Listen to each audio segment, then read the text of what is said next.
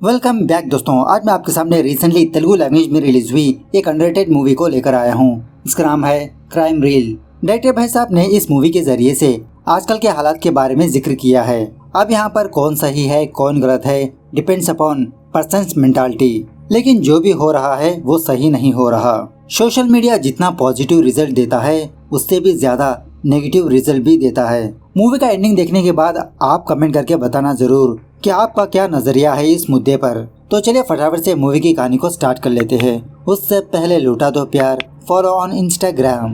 कहानी की शुरुआत होती है विकाराबाद के एक छोटे से गांव से, जहां पर सुबह सवेरे एक बंदा हगने के लिए खेतों में आता है। उसी जगह पर इस बंदे को किसी की डेड बॉडी नजर आने पर वो बंदा फटाक से वहां से भागने लगता है और उसी तरह वो बंदा पुलिस वालों को कॉल करके लोकेशन भी शेयर करने लगता है। उसके बाद एसआई माया को दिखाया जाता है जो अपनी टीम के साथ क्राइम स्पॉट पर पहुंचने लगती है।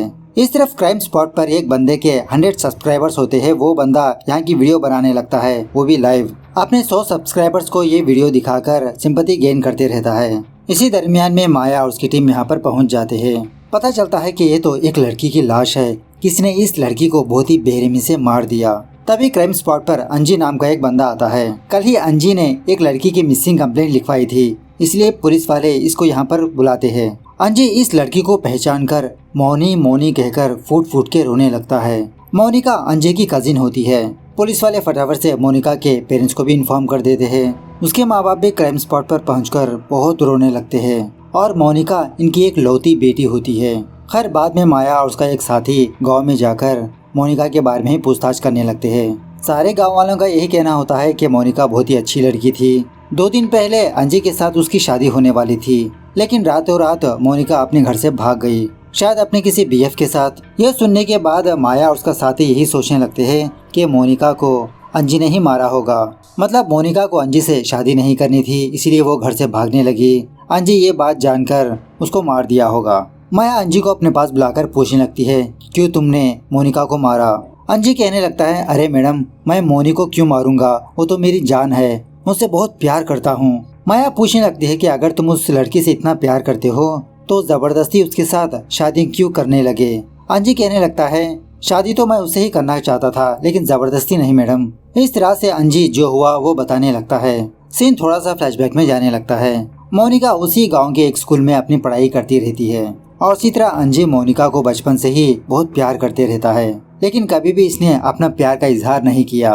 मौनी इसकी कजिन होने के बावजूद भी इसको फॉलो करने लगता, बहाना बनाकर उसके साथ बात करने लगता, लेकिन मोनिका अंजी को भाव ही नहीं देती। मतलब इसकी आंखों में ये नजर ही नहीं आता। खैर अब आजकल तो रील्स का जमाना है। एक दिन मोनिका और उसकी बेस्ट फ्रेंड मिलकर एक रील बनाया और उस रील के अच्छे खासे व्यूज आ गए। यहाँ पर बात यह है कि मोनिका के पास बटनों वाला फोन होता है, स्मार्टफोन नहीं। मोनिका अपने फ्रेंड की मोबाइल से ही रील्स बनाती रहती है। अच्छे खासे व्यूज देखकर मोनिका सोच लेती है कि अगर ये सोलो से रील्स बनाएगी तो और कितने सारे व्यूज आएंगे। सो उसी वक्त मोनिका फटाफट से अपने घर पर जाकर अपने माँ बाप से जिद करने लगती है कि मुझे स्मार्टफोन चाहिए। मोनिका के पापा मोनिका को समझाने लगता है कि अरे बेटा हमको स्मार्टफोन की क्या जरूरत है, जब उसकी जरूरत पड़ेगी तो हम खरीद लेंगे, और वैसे भी वो फोन की आदत बहुत ही गंदी आदत है बेटा, नहीं नहीं तुम उस चक्करों में मत पड़ो। मोनिका कहने लगती है कि अरे पापा आजकल भिखारियों के पास भी आईफोन है, मैं आपकी लौती बेटी हूँ, क्या आप मुझे एक फोन नहीं दिलवा सकते? इस तरह से अपने मम्मी पापा से रूठ जाती है, खाना भी नहीं खाती। दूसरे दिन ही अंजी को ये बात पता लगती है कि मोनिका खाना नहीं खा रही, तो फटाफट से अंजी एक नया फोन खरीदकर मोनिका के घर पर जाकर उसके माँ बाप को देने लगता है। मोनिका का फादर कहने लगता है, अरे बेटा इसकी क्या जरूरत थी, अगर फोन उसके हाथ में आएगा तो वो ढंग से पढ़ाई ही नहीं करेगी, इसलिए मैंने उसको नहीं दिलवाया। अंजी कहने लगता है कि अंकल जी मैं उसको ऐसी हालत में नहीं देख सकता, प्लीज आप उसको दे दीजिए। इस तरह से फोन देकर वहाँ से चला जाता है। मोनिका घर आने के बाद मोनिका का फादर वो फोन उसके हाथ में थमाने पर मोनिका बहुत खुश होने लगती है। एक दिन सीनू नाम का एक बंदा मोनिका से छेड़खानी करने लगता है। मतलब सीनू के पास अपनी कार होती है। मोनिका से कहने लगता है कि चलो मेरे गाड़ी में बैठ जाओ, मैं तुमको स्कूल तक ड्रॉप कर दूंगा मोनी। तभी यहाँ पर महेश नाम का एक बंदा आकर सीनू को 2-4 छापड़ लगाकर उसको अच्छा सा सबक सिखाने लगता है। महेश और कोई नहीं मोनिका के बेस्ट फ्रेंड का भाई होता है। सीनू को कड़क से वार्निंग देने लगता है, अगर दोबारा तुमने ऐसी हरकतें की तो तुम्हारी गाड़ी को ही आग लगा दूंगा। खैर जब से मोनिका के हाथ में फोन आया होता है मोनिका घर का एक भी काम नहीं करती, बस अपनी माँ से यही बहाना बनाने लगती है कि मैं ऑनलाइन क्लासेस सुन रही हूँ। दूसरी तरफ अंजी को ये बात पता चलती है कि सीनू ने मोनी के साथ छेड़खानी की। सीनू के पास जाकर इसको बहुत मारने पीटने लगता है। सीनू ठान लेता है कि तुम लोगों को मैं अच्छा सा सबक सिखा कर ही रहूंगा। एक दिन मोनिका अपने माँ बाप से कहने लगती है कि पापा, अगर मैं कुछ ऐसा काम करूं जिसकी वजह से आपका सर ऊंचा हो जाए तो आप कैसा फील करोगे। मोनिका फादर कहने लगता है कि ये तो बहुत ही अच्छी बात है बेटा, सोसाइटी में हमारी इज्जत और बढ़ जाएगी तुम्हारी वजह से। मोनिका कहने लगती है तो पापा, मैं कुछ ऐसा ही काम करने वाली हूँ कि पापा, मुझे मूवी में जबरदस्त चांस आया है, मैं हीरोइन बनने वाली हूँ। यह सुनने के बाद मोनिका की माँ तो बहुत मारने पीटने लगती है। मोनिका का फादर भी समझाने लगता है, नहीं बेटा, वो चीज़ हमारे लिए नहीं है, ऐसी बातें तुम्हारे दिमाग से निकाल दो। लेकिन मोनिका अपने माँ बाप से बहुत जिद करने लगती है। सब कुछ तुम लोगों की मर्जी से ही हो रहा है, क्या कोई मेरी मर्जी नहीं। मोनिका के पेरेंट्स कहने लगते हैं, तुम्हारी मर्जी, ऐसी हरकतें करोगी तुम, नहीं अब तो तुम्हारी शादी करनी पड़ेगी। इस तरह से फटाफट से अंजी के साथ इसकी शादी तय हो जाती है। सुबह होने के बाद अंजी और मोनिका की शादी होने वाली होती है। उसी रात मोनिका अपने घर से भाग जाती है। सुबह होने के बाद मोनिका के पेरेंट्स मोनिका की बेस्ट फ्रेंड सुनीता को बुलाकर पूछने लगते हैं। सुनीता यही कहने लगती है कि मुझे इसके बारे में कुछ भी नहीं पता आंटी, वो कहाँ पर गई है। अंजी यही सोचते रहता है कि मोनिका किसी के साथ नहीं भागी, उसके साथ कुछ न कुछ जरूर हुआ होगा। यह अभी भी मोनिका से बहुत प्यार करते रहता है। अब घर का माहौल देखकर गांव में ये अफवाह फैल गई कि मोनिका अपने बॉयफ्रेंड के साथ भाग गई।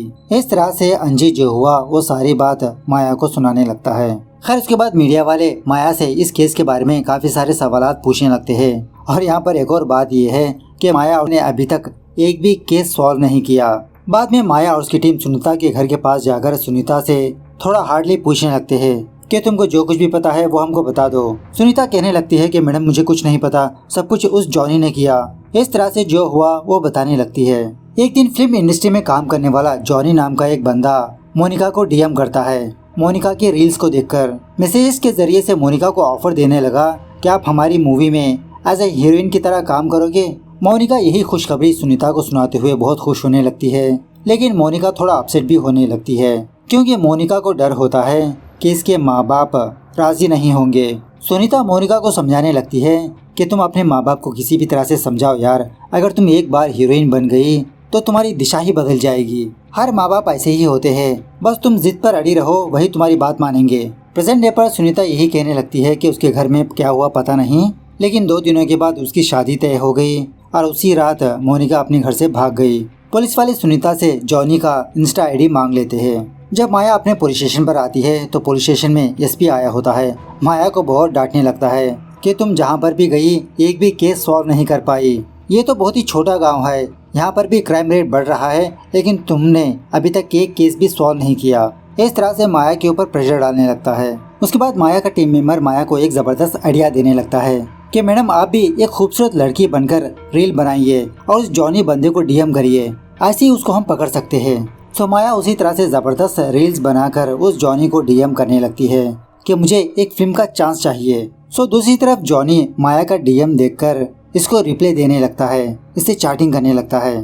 थोड़ी बहुत चैटिंग करने के बाद जॉनी माया को मिलने के लिए बुलाता है हैदराबाद। तो बाद में पुलिस वाले जॉनी को पकड़कर बहुत मारने पीटने लगते हैं और माया मोनिका के फोटो दिखाकर पूछने लगती है, क्या तुम इस लड़की को जानते हो? तो जॉनी साफ मना करने लगता है कि कौन है ये लड़की। लेकिन जब माया पुलिस स्टाइल में इसको धमकाने लगती है तो जॉनी कहने लगता है कि मैडम ये लड़की मुझे पता है, मैं आपको सब कुछ बता दूंगा। इस तरह से जो हुआ वो बताने लगता है। जॉनी कहने लगता है कि मैडम इस लड़की की मुलाकात मुझे इंस्टा रील से हुई, तो मैंने इस लड़की को अपने जाल में फंसाने के लिए इसको डीएम किया। पूछने लगा क्या तुम हीरोइन बनना चाहती हो? तो उस लड़की ने फटाक से हाँ का जवाब दे दिया। सुबह होने के बाद जब मोनिका की शादी होने वाली होती है तो उसी रात जॉनी माया को लगातार कॉल्स करने लगता है। मोनिका फोन पिक करने के बाद जॉनी मोनिका को बहुत मनाने की कोशिश करने लगता है कि मैडम आप तो हैदराबाद आने वाले थे, अचानक से आपने अपना फोन स्विच ऑफ क्यों कर लिया? मोनिका कहने लगती है, अरे मैं हैदराबाद नहीं आ सकती, कल मेरी शादी है और ऊपर से मेरे माँ बाप नहीं मान रहे। जॉनी कहने लगता है, अरे शादी तो आप बाद में भी कर सकते हो ना, लेकिन अगर ये चांस गया तो दोबारा नहीं आएगा। पता है आपको कितनी सारी लोग इंडस्ट्री को आकर इधर उधर भटकते रहते हैं, आप तो खुश नसीब हो जो आपको ये चांस मिला। आप फटाफट से कपड़े पैक करके हैदराबाद आ जाइए, मैं सब कुछ संभाल लूँगा यहाँ पर। जब आप हीरोइन बन जाओगी तो आपके माँ बाप आपको देखकर गर्व महसूस करेंगे। इस तरह से जॉनी मोनिका को बहुत समझाने पर फाइनली मोनिका जॉनी की बातों में आ जाती है। तो मोनिका उसी रात अपने घर से भागकर जॉनी के पास आ जाती है हैदराबाद। घर के अंदर आने के बाद जॉनी मोनिका के सारे जेवर अपने पास रखकर मोनिका को अरेस्ट करने के लिए कहता है। दूसरे दिन जॉनी अपने घर पर कुछ बंदों को बुलाता है। उनमें से एक बंदा मोनिका के साथ कांड करने की कोशिश करने लगता है। मतलब मोनिका से यही कहने लगता है कि अगर तुम मुझे खुश करोगी तो सारी इंडस्ट्री पर राज करोगी। मोनिका कहने लगती है, नहीं सर, मैं ऐसी लड़की नहीं हूँ, मुझे ये सारी चीजें नहीं करनी। जॉनी मोनिका को घसीटते हुए दूसरे कमरे में लाकर इसको बहुत डांटने लगता है कि कभी तुमने अपनी शक्ल आईने में देखी? तुमने कैसे मान लिया कि तुम हीरोइन बन जाओगी? अरे मैं तो बस मेरी बातों में फंसा दिया। मोनिका रोते हुए जॉनी से कहने लगती है कि प्लीज मुझे जाने दीजिए, मैं अपने घर वापस लौट चली जाऊंगी। जॉनी कहने लगता है, नहीं नहीं, तुम यहाँ से हरगिज नहीं जा सकती। तुम बड़े बड़े आदमियों को खुश करके हीरोइन बनो या तो फिर यहीं पर मरो। तुम्हारे पास सिर्फ दो ही चॉइस है। इस तरह से मोनिका को एक कमरे में बांध के रख देता है। मोनिका खाना भी नहीं खा रही होती। बाद में जॉनी सोच लेता है कि ये लड़की तो मेरे कामों में नहीं आएगी, इसको ब्रूतल हाउस पर ले जाकर बेच दूंगा। इस तरह से मोनिका को एक ब्रूतल हाउस पर लाकर इसको बेच देता है। प्रेजेंट पर जॉनी माया से यही बात कहने लगता है। उसके बाद क्या हुआ मुझे कुछ भी आइडिया नहीं मैडम, मैं बस लड़कियों को हीरोइन बनाने का लालच देता हूँ, किसी को नहीं मारता मैं। उसके बाद पुलिस वाले उस ब्रूतल हाउस पर जाकर दो औरतों को गिरफ्तार करते हैं। मोनिका के बारे में पूछने पर वो दो औरतें यही बात कहने लगते हैं कि मैडम जॉनी तो उस लड़की को हमारे पास ले आया था, लेकिन उस लड़की ने कस्टमर का सर फोड़कर भाग गई। उसके बाद माया और उसका टीम मेंबर ब्रूतल हाउस के पास जो सीसीटीवी कैमरा लगे होते हैं उस दिन के फुटेजेस को चेक करने लगते हैं। पता चलता है कि मोनिका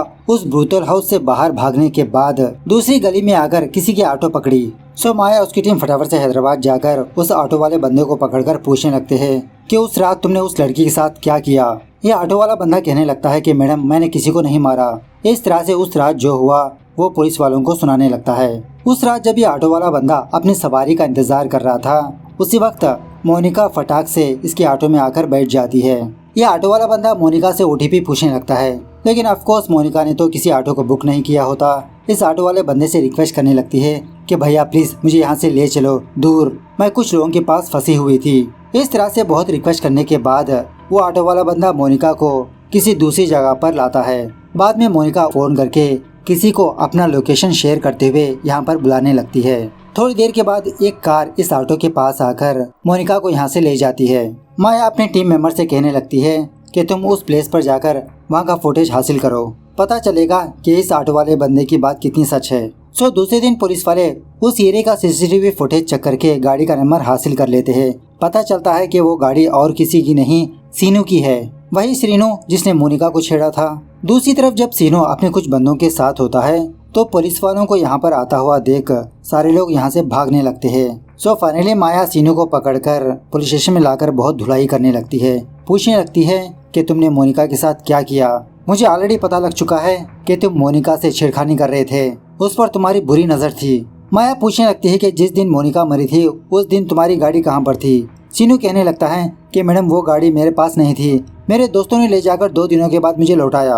और इसी तरह मैडम जब जब मैं शहर जाकर कोकेन लाता हूँ मैं आपको देखकर इसीलिए भागा। माया पूछने लगती है कि तुम्हारे दोस्त का नाम क्या है। सीनू कहने लगता है महेश मैडम। इस तरह से जो हुआ वो बताने लगता है। अब मोनिका के मामले में महेश और सीनू के बीच झगड़ा हुआ था ना, तो सीनू इस चीज को भूलकर दोबारा महेश के पास जाकर कहने लगता है कि अरे यार मेरे पास एक जबरदस्त माल आया है। इस तरह से एक ड्रग्स का सैंपल देने लगता है महेश को। प्रेजेंट डे पर माया का टीम मेंबर उस ऑटो वाले बंदे का कॉल हिस्ट्री लाकर दिखाने लगता है। पता चलता है कि उस रात मोनिका ने अपनी बेस्ट फ्रेंड सुनीता को भी कॉल किया था। सो पुलिस वाले फटाफट से सुनीता के पास जाकर सुनीता को 2 झाड़ छापड़ लगाकर पूछने लगते हैं कि तुमने हमसे झूठ क्यों कहा, उस रात मोनिका ने तुमको कॉल किया था। सुनीता रोते हुए कहने लगती है कि मैडम मैं सच बता रही हूँ, मैंने मोनिका के साथ कुछ नहीं किया। बात यह है कि मेरा फोन मेरे पास है ही नहीं।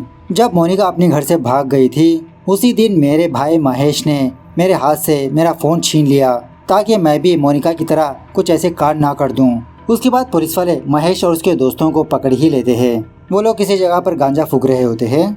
महेश और उसके दोस्त जो हुआ वो बताने लगते हैं पुलिस वालों को। एक दिन महेश और उसके फ्रेंड्स ड्रग्स लेते हुए रील्स देखते रहते हैं और इन रील्स को देखकर कमेंट भी करने लगते हैं कि आजकल बूढ़ी औरतें भी रील्स बना रही है। पहले तो हम लोग किसी को नंगा देखना चाहते थे तो ब्रूटल हो जाते थे, लेकिन अब तो इसकी जरूरत ही नहीं है। रील्स ओपन करो तो वही नजर आते रहते हैं। इन्हीं रील्स के दौरान महेश मोनिका की रील को भी देखता है, जो थोड़ा मॉडर्न कपड़े पहनकर रील्स बनाती रहती है। महेश अपने दोस्तों से कहने लगता है, अरे यार ये तो हमारी मोनिका है, इतने गंदे कपड़े पहनकर ये रील्स बनाने लगी। उसके बाद एक दिन महेश सीनू की गाड़ी को लेता है किसी जगह पर जाने के लिए। At the same time Monika उस ऑटो वाले बंदे का फोन लेकर अपनी फ्रेंड सुनीता को कॉल करने पर ऑफकोर्स सुनीता का फोन इसके भाई महेश के पास होता है। मोनिका कहने लगती है कि भैया मैं यहाँ पर बहुत ही बड़ी प्रॉब्लम में फंस चुकी हूँ, प्लीज आप यहाँ पर आकर मुझे पिकअप कर लीजिए ना। महेश और उसके दोस्त यही सोचने लगते हैं कि वो लड़की मोनिका तो बहुत ही गंदी लड़की है, किसी के साथ भागकर हमको कॉल करने लगी, वो लड़की अपने बॉयफ्रेंड के साथ सोई होगी, चलो हम भी उसके साथ एंजॉय करते हैं। इस तरह से प्लान बनाकर मोनिका को पिकअप करके उसी गाड़ी में ये चारों बंदे मोनिका के साथ RAP करने लगते हैं। बाद में ये चारों बंदे मोनिका को अपने गांव के किसी सुनसान जगह पर लाते हैं। मोनिका इन लोगों से बहुत रिक्वेस्ट करने लगती है कि प्लीज़ मुझे छोड़ दीजिए भैया, मैं यहाँ से चली जाऊँगी। महेश और उसके दोस्त यही सोचने लगते हैं कि अगर इस लड़की को ऐसे ही छोड़ दिया जाए तो गांव में जाकर हमारे बारे में बता देगी, पुलिस वालों को बता देगी, इसको मार देना ही सही है। वैसे भी इसके घर वाले यही सोच रहे हैं कि मोनिका अपने घर से भाग गई। इसके साथ ये चारों बंदे दोबारा RAP करके मार देते हैं। माया महेश और उसके दोस्तों को उसी क्राइम स्पॉट पर लाती है, शायद एनकाउंटर करने के लिए। माया महेश को डांटने लगती है कि एक लड़की तुमको भाई बोलकर तुमसे मदद मांगी तो तुमने उसका ही बलात्कार कर दिया, क्या उस लड़की के अंदर तुमने अपनी बहन को नहीं देखा? महेश कहने लगता है कि मुझे उसके अंदर मेरी बहन नजर नहीं आई और मैंने कुछ भी गलत नहीं किया। ये लड़कियां इक्वलिटी के नाम पर अपनी मन मर्जी कर रही है, ये लड़कियां फ्रीडम के नाम पर रील्स में आकर अपना जिस्म दिखाती है। 6 साल की बच्ची से लेते हुए 60 साल की औरत तक भी लड़कियों का ऐसा जिस्म देखने के बाद कोई भी लड़का चुप नहीं बैठ सकता। तुम लोग अपना जिस्म दिखाते हो, ये गलत नहीं, हम लोग उस जिस्म पर कमेंट करते हैं वो गलत है। पहले जमाने में कुछ औरतों को देखने पर हाथ जोड़कर नमस्कार करने का मन करता था, लेकिन आजकल की लड़कियां और औरतें अपनी हदें पार कर रही है। पहले उन रील्स को बैन करिए। माया कहने लगती है कि तुम लोगों ने गलत काम करके हम लोगों को ही मशवरा देने लगे। एक लड़की अपनी मनपसंद की जिंदगी गुजारना चाहती है, क्या वो गलत है? और वैसे भी हर एक बंदे का देखने का नजरिया अलग अलग होता है। महेश कहने लगता है कि अरे मैडम, पहले संस्कार लड़कों के नहीं बल्कि लड़कियों को देना चाहिए। दुनिया में हर एक बंदा श्री राम की तरह अच्छा नहीं होता। सारे कानून आप लड़कियों के हक में है, यही देखकर आप लड़कियां घमंड कर रहे हो ना। अगर वही कानून हमारे हक में होते तो पता नहीं आप लड़कियों की कैसी हालत होती। माया कहने लगती है कि तुम जो भी कहो, तुम लोगों ने जो किया वो गलत है, एक लड़की की जान ले ली तुम लोगों ने। बाद में माया इन चारों के ऊपर पेट्रोल डालकर आग लगा देती है, जिंदा जला देती है इन चारों को। इस तरह से ये मूवी यहाँ पर दी एंड होती है। सो मूवी कैसे लगी कमेंट करके बताना जरूर। मिलते हैं अगली वीडियो में, तब तक take care, bye bye, see you soon.